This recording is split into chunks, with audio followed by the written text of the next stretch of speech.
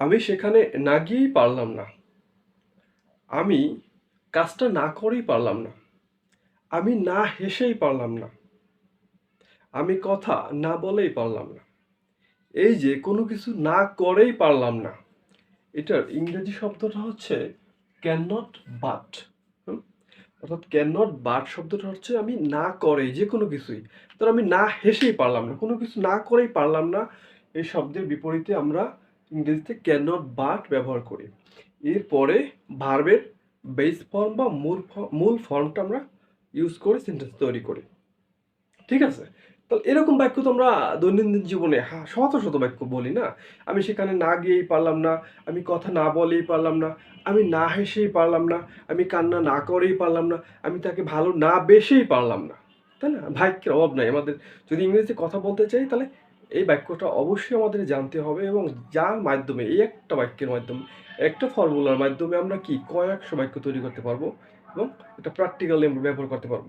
তো আমরা can not but এরপরে ভার্বের বেস ফর্ম ব্যবহার করে আমরা বাক্য তৈরি করি। যেমন আমি সেখানে না গিয়েই পারলাম না।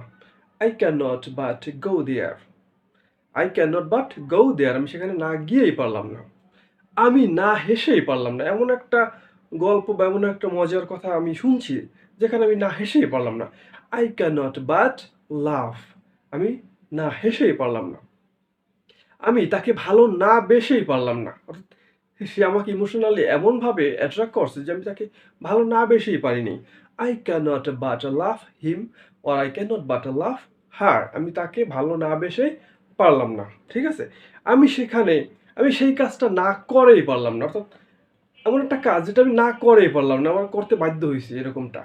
I can not but do the work. ঠিক আছে?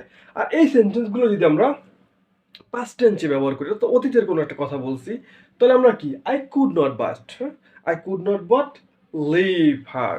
আমি তাকে ত্যাগ না করেই পারলাম না। অর্থাৎ আমাদের একটা রিলেশন ছিল, যে কোনো কিছু বা একটা বন্ধুত্ব ছিল, সম্পর্কটা ভালো কন্টিনিউ হয় নাই, যে কোনো কারণে আমি তাকে ত্যাগ করে চলে আসলাম। I could not but leave her. আমি তাকে ত্যাগ না করেই পারলাম না। ঠিক আছে?